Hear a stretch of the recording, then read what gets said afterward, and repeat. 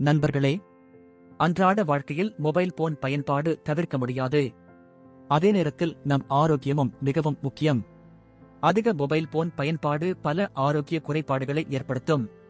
அதில் முக்கியமானது நீர்ச்சத்து குறைவு உடலில் ஏற்படுவது. அதற்கு மொபைல் ஸ்க்ரோல் செய்யும் இடத்தில் நீர் பாட்டிலை கட்டாயம் வையுங்கள். இந்த யோசனை மிகவும் புத்திசாலித்தனமானது.